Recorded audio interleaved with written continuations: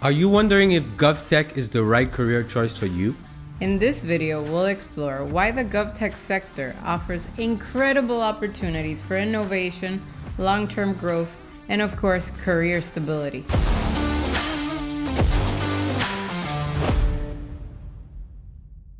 The first very obvious reason why you should get into GovTech is job security. Let's get it out of the way.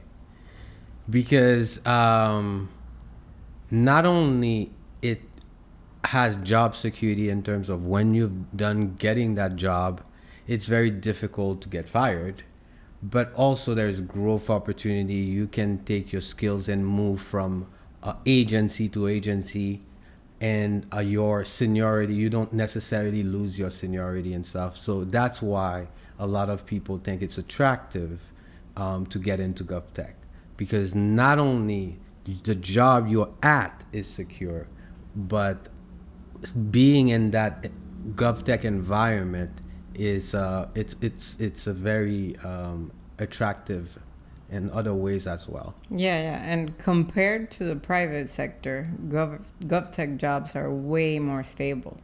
So the first thing is that in a private company, there's always that idea of should we outsource this talent, since it's a very expensive labor. They're always trying to outsource it to another country where there's cheaper labor, but the government can't do that. For multiple reasons, though.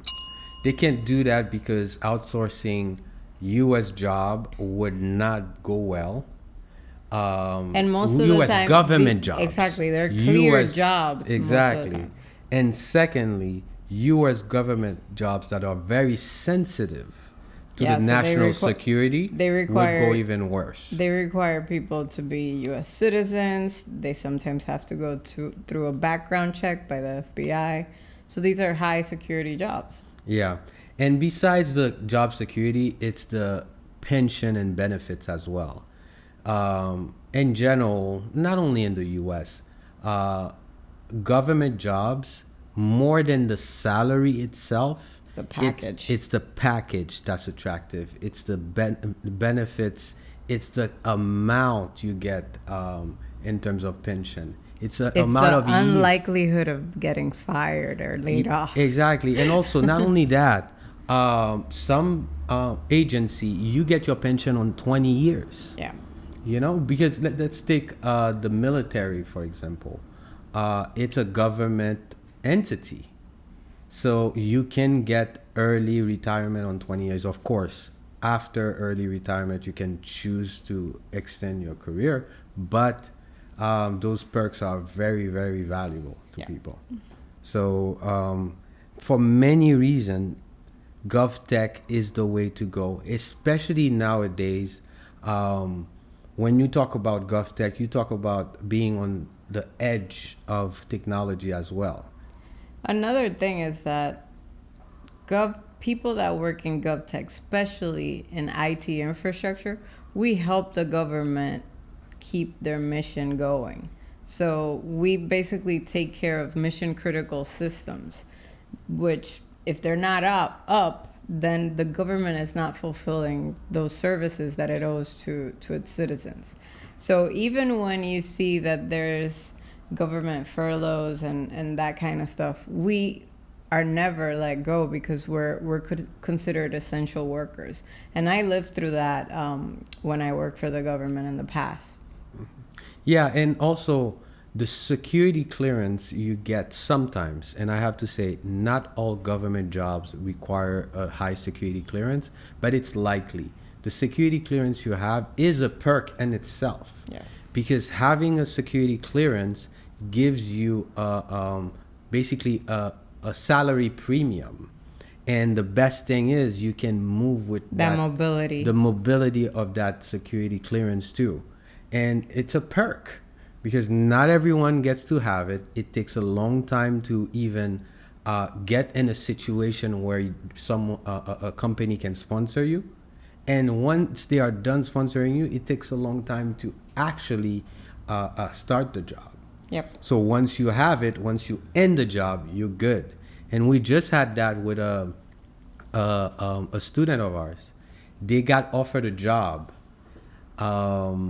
It took more than 3 months after the job offer for him to be done with his background check, his clearance, and to start the job. You see? While getting paid. Exactly. So you getting paid, you getting the clearance, and once you get the clearance, you have that premium. If you stay out of trouble, you always gonna have this benefit, which is super cool in general in GovTech. I agree. Another thing about GovTech is work-life balance. And I think that is super important, especially for people going for their first job, people that are parents of young children. Like, not at every point in our lives should we be trying to work for a Fortune 500 company that has crazy hours crazy. And workloads. Mm-hmm. Like, there is a valid reason to be in a stable, not so fast-paced environment. And also, it's not by accident that there is that work-life balance. The government intentionally wants that work-life balance. The government came with teleworking in before the pandemic. Yeah, they encourage all those kind of perks before the pandemic. Now teleworking is a thing, alternative weeks. Yeah, the government has actually been shrinking the amount of square footage that its institutions use. And basically, as they shrink, they have less space to house everybody at once. Yep. So for over 10 years, they've been saying, okay, maybe you don't come Monday, but you come Tuesday, and so on. So they have very creative setups. Yeah, they've been very much ahead on that flexible work So week. Amazon is telling people to come back by the end of the year. The government isn't. The government not only isn't, the government has been doing the opposite for more than 10 years already. Yeah. So I'm eager to see how that plays out with Fortune 500 trying to bring people back to the office and the government trying to actually make a situation where the work-life balance is more attractive to people. Another thing regarding to work-life balance, if I were starting my career again, and let's say I go for a first certification or a first training program, but I know I have the capacity and the willingness to go a bit further, I would try to go for a GovTech job first that allows me to keep studying. Because if you go to a very fast-paced environment, you're not going to be able to go through a competitive program and keep learning. You're not going to be able to get 2 certifications a year. But if you're working in a more stable environment that doesn't change so much and that has more employees, because that's another thing, you'll be able to do that. And then when you get to that place where you're comfortable, you can go back to the market and look for another job in a more fast-paced environment. You can choose to do that, but you have to balance, okay, what's important to me? Making $100,000 more or having this guaranteed retirement package? Yeah. So both ways it works out. So it's good to start there what anyway. Do you value in that moment? Exactly. Yep. And the good thing also about it is that the roles you get to be exposed to are very diverse in the government. Yeah. It's like working at any enterprise. There is a need for all type of technology in there. You need the cybersecurity specialist. You need the IT infrastructure. You need database administration. You need it all. Yeah. So because you go into GovTech doesn't mean there is less opportunities or less variety in the type of jobs.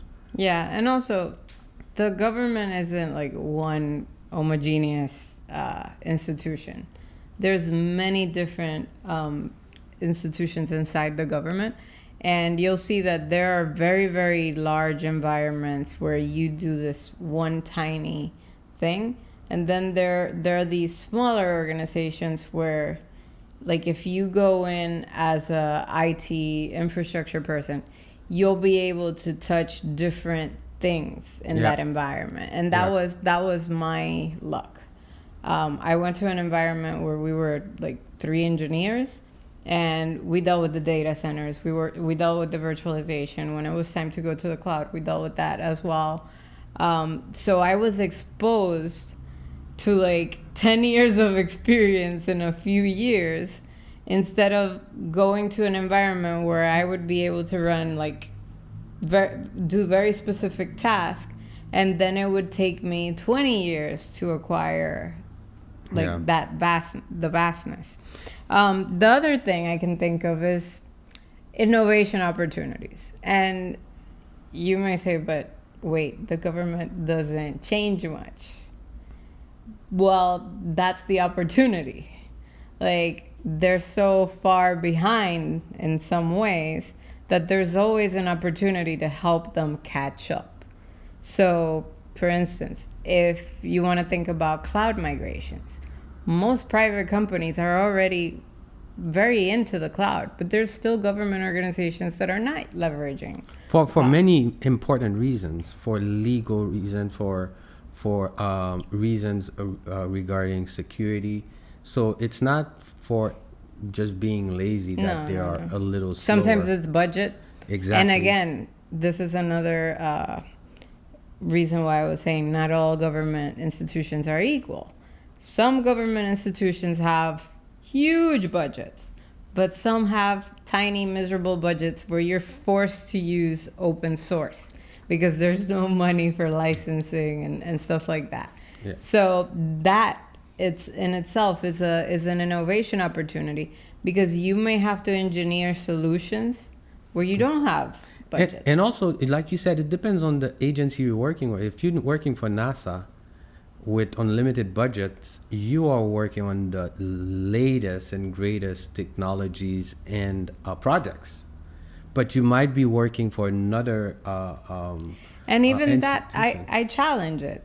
Maybe they have big budgets for the rockets, the spacecrafts, even the salary, but maybe they cannot run a premium operating system that has support, and they have to use something like Ubuntu or something that's free and open source. Yeah.